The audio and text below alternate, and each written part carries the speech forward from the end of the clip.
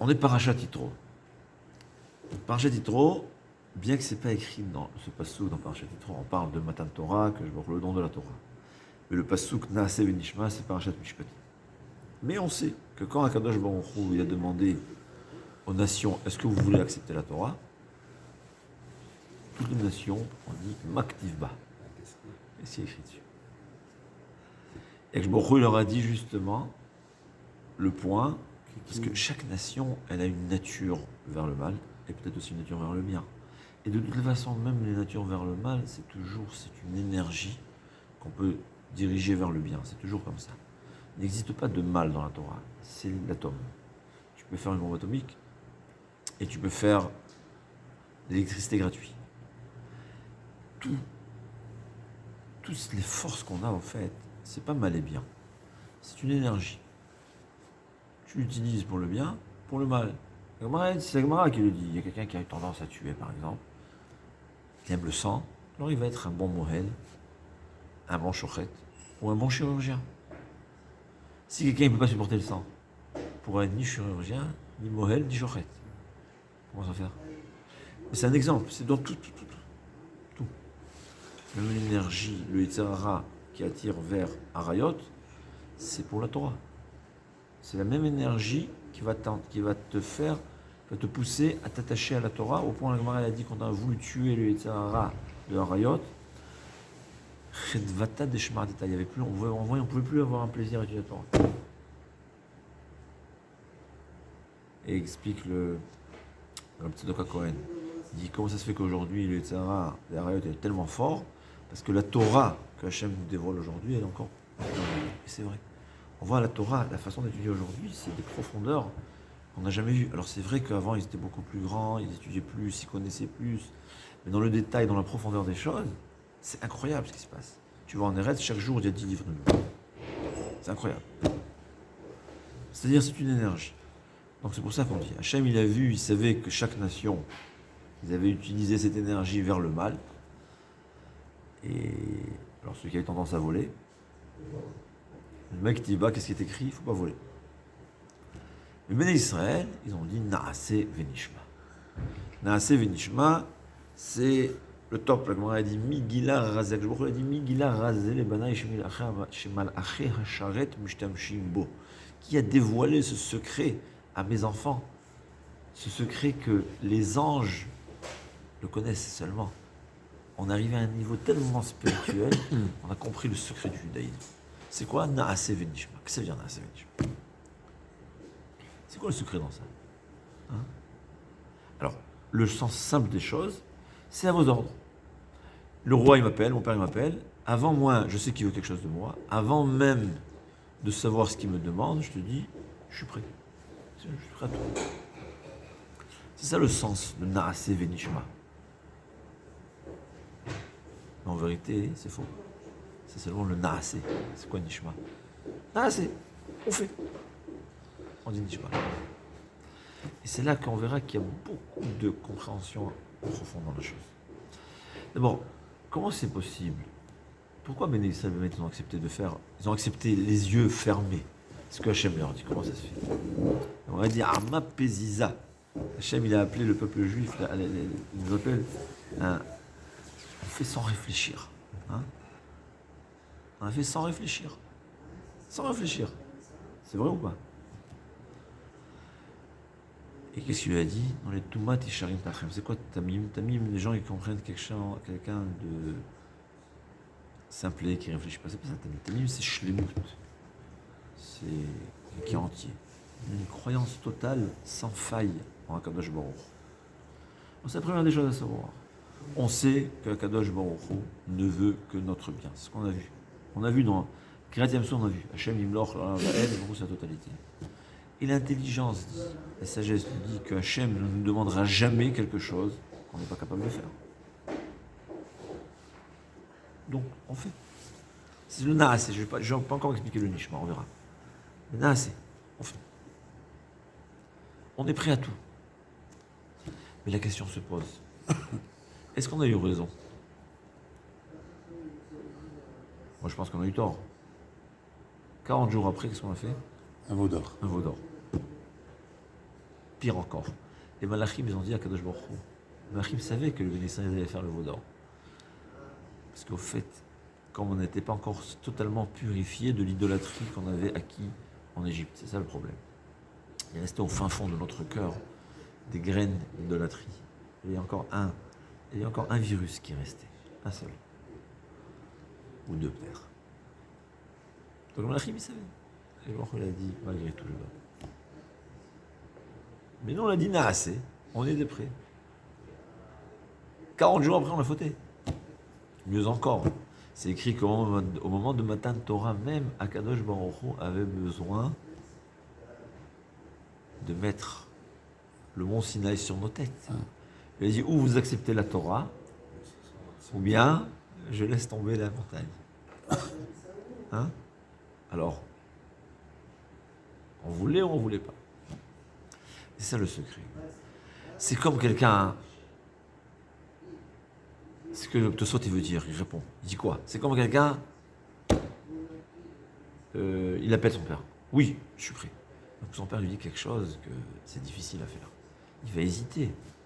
On est des êtres humains. Concrètement, arrivé au moment, on a un Yetzer Hara aussi. On a un problème, c'est pas facile. Ouais, c'est comme celui qui s'engage à être parachutiste, mais donc quand il arrive en haut, il va hésiter. Ah mais tu voulais, t'as rêvé toute ta vie. J'ai rêvé toute ma vie, mais quand j'arrive devant, j'ai peur. Ça veut dire...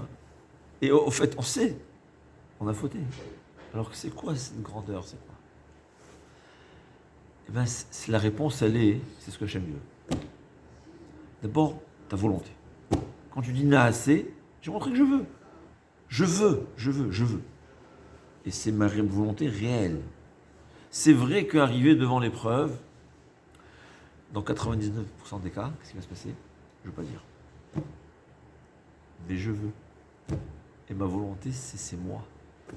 Moi, c'est pas quand j'arrive devant l'épreuve et j'ai mes bras cassés et je peux plus. C'est pas ça moi. Moi, c'est quoi? C'est ce que je veux faire. Ce que je veux réellement faire. Alors c'est vrai que parfois ma volonté, bien qu'elle est très forte, elle n'est pas plus forte que l'épreuve que j'ai. Mais je veux. Ce que mes disciples ont dit, n'a assez, on est prêt à faire. Et on va faire ce qu'on peut. On est prêt à le faire. On fera ce qu'on peut. Et après Nishma, c'est quoi Nishma? On va écouter, on va avancer. En fait, c'est un Naaseh Nishma, c'est continu, c'est continuel. C'est Naaseh, on fait un peu, et là on va entendre un peu plus. C'est pour ça qu'on va dire Nishma. On va faire ce qu'on peut. Au début, on fait ce qu'on peut. C'est ça la Teshuvah. Naaseh, je veux être un grand tzaddik, je veux faire Teshuvah, ça y est, je veux être Rav Ovadia Yosef. C'est ce que je veux. Attends, mais je sais où je suis. Alors je commence, j'avance dans la compréhension. J'avance dans la compréhension, je peux faire encore plus. Je fais encore plus, j'avance encore plus dans la compréhension. C'est quoi Nishma? Nishma, c'est la compréhension. C'est pas seulement la compréhension du pourquoi, mais aussi la compréhension du quoi.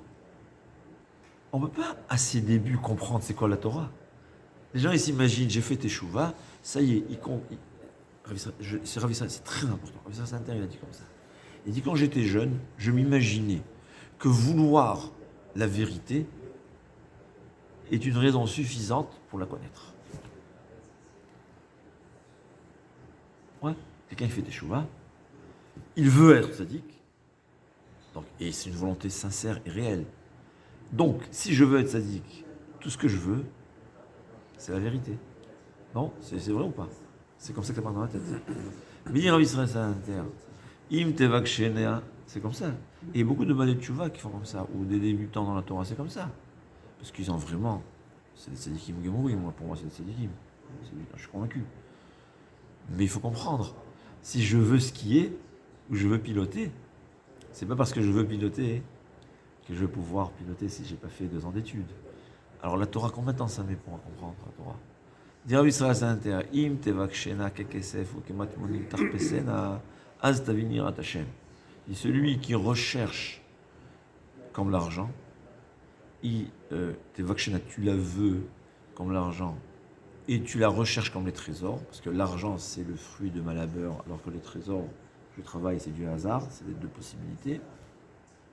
C'est là que tu vas redécouvrir la vérité, c'est-à-dire Atachem, qui est le but de toute l'étude de la Torah. Il dit ici déjà, pour gagner de l'argent, que c'est principalement, c'est quoi l'argent? C'est 99% l'aide d'Akadosh Baruch Hu. Ça met tellement longtemps à découvrir l'argent. La Torah qui est principalement, qui est 99% mes efforts, Hachem il me dit, toi, tu as le travail. Combien de temps ça met pour trouver la vérité? Et les médecins, ils ont compris ça. On ne devient pas de tzaddik du jour au lendemain. Naasé, on fait ce qu'on peut. J'ai fait. En faisant, je me suis purifié. Je me suis approché d'Akadosh Baruch Hu. Je vais comprendre mieux ce qu'il faut faire. Comprendre le pourquoi et comprendre le quoi. Et une fois que j'ai mieux compris, je vais accomplir, je vais revenir à la case départ Naasé. Je vais mieux comprendre. Je vais mieux faire parce que j'ai compris ce qu'il faut faire. Et grâce à mon action, je vais encore comprendre mieux. Et c'est comme ça qu'on avance. Et on n'a pas prendre le risque de Chet Hagel. C'était pas évident quand on allait fauter Chet Hagel. On avait le libre arbitre. Mais on a pris ce risque. Quand un juif, quand un Ger Tzedek, il vient, il devient juif. Ouais. C'est sûr qu'il va être sadique. Les juifs de naissance, alors quoi? Alors comment on l'accepte? Comment ça fait qu'on l'accepte? Moi, je peux te signer que tout Ger Tzedek, tôt ou tard, il sera comme un juif. On a connu des Ger Tzedek qui sont devenus tzadikim incroyables. Ça, il faut savoir. On a connu. Hein. Sans parler dans la Torah, dans l'histoire juive. Akiva ben Yosef, c'était le fils d'un guerre. Shemaya et Avtalion, les deux Gdoléadans, c'était des guérim eux-mêmes. On peut arriver, j'ai pas dit non. Mais la majorité des guérim, c'est comme la majorité des juifs, ou moins. Alors comment on peut l'accepter? Ce qu'on veut d'un Ger Tzedek, c'est Naaseh Venishma. J'accepte sur moi de tout faire. Je veux tout faire. Je veux le faire. Sincèrement. Ouais. Pas parce qu'il veut se marier. Je veux faire. Une volonté sincère. Pendant 2 ans, on l'a fait souffrir, le ski. Il veut. Une fois que tu veux, ça y est, tu es juif. Hachem t'a donné une neshama. Dans combien de temps ça va mettre? Naaseh venishma, venaaseh venishma, venaaseh venishma, chaque jour, chaque heure peut-être. Je commence à faire un peu mon Shabbat. Plus j'accomplis le Shabbat, plus je le comprends. C'est pas seulement les débutants, même quand on est avancé. Shabbat, c'est illimité. La Gdusha de Shabbat, comprendre ce que c'est un Shabbat, jusqu'à Rav Pitkus, il décrit les grands, des Talmidei Chachamim qui ont vécu de notre temps. Il dit c'est quelqu'un que Shabbat, ses membres ne bougent pas. C'est ça qu'on a dit. C'est-à-dire, un homme, quand il est Shabbat, il est devant Dieu. Devant Dieu, on ne bronche pas un doigt sans la permission d'Hachem. C'est pas je ne fais pas ce qui est interdit. Je fais ce qui est interdit, ce qui est permis. Je sais à tout moment, au même moment. Ça, c'est Shabbat, un niveau très élevé. N'importe qui, son Shabbat, il avance. Tout le monde, c'est comme ça la Torah. La Torah, c'est Naaseh, on accepte. On fait tout, à tes ordres, Hachem. On fait tout. Mais comment ça va faire? C'est Naaseh Venishma. Je peux faire sans connaître. Alors comment on peut faire sans connaître? Je fais ce que je peux. Je fais ce que tu m'as demandé. Ce que j'ai compris, je fais. J'avance dans la compréhension. Et c'est impossible de faire Nishma avant Naaseh. On ne peut jamais comprendre avant de faire. On ne peut jamais ni le pourquoi ni le quoi. C'est pas que le pourquoi. C'est quoi la raison des choses. Ouais. Des fois, j'ai mis 20 ans à comprendre ce que c'est Shabbat. Et je suis sûr qu'il y a encore une compréhension des milliards de fois plus. Ouais. Et c'est le pourquoi, c'est le quoi. D'abord fais. Tu fais, tu t'approches d'Hachem, tu purifies chaque action qu'on fait. Chaque maasé qu'on fait, ça enlève une couche de Yetzer Hara de notre cœur. Alors c'est vrai, c'est une très fine couche qui est visible au microscope. Mais quand on arrive en haut, il y a seulement des microscopes. C'est le Hachem, il dit. Tu vois 2 grains de sable ici, il n'y a pas de différence. Mais en haut, tout est multiplié par... Il est au microscope électronique. C'est quoi un microscope électronique? Fois 20 000? Ouais, alors là-bas, c'est fois 2 millions. Ouais, c'est comme ça. Chaque mitzvah qu'on fait. Naaseh venishma. Naaseh venishma. D'abord, on accepte. Si Hachem nous donne, si Hachem nous propose, c'est que c'est bien pour nous, c'est que c'est faisable. Et si tu t'imagines que ce n'est pas faisable, alors Hachem ne t'a jamais demandé ce qui n'est pas faisable. Il t'a demandé ce qui est faisable. Comment ça se passe? Naase venishma, venaase venishma, venaase venishma, venaase venishma, venishma, infini. Je fais ce que je peux, ce que je sais, et là je comprends mieux, j'écoute, j'apprends, et ensuite je refais. J'apprends, c'est comme dans tout. Hein, dans tous les métiers, c'est comme ça, non? On ne devient pas médecin du jour au lendemain. Je pense que toute la vie, on avance, non? Je pense. Tu pratiques, tu apprends un peu. Bon, tu peux donner que le basique. Le basique, on avait Mara. Mara, Hachem nous a dit Shabbat, nous a enseigné Kibud Avayim. On avait un basique. Ouais, tu as un basique, tu fais, et là tu comprends mieux, tu avances, tu fais, tu avances, toute ta vie. C'est ça la Torah. C'est Naaseh V'Nishma. Et ne pas avoir peur, il ne faut pas être... Les gens, ils ont peur de commencer. Pourquoi? Il dit, si je commence pas, si je fais rien, je suis tranquille, j'ai la conscience tranquille. Mais si je fais...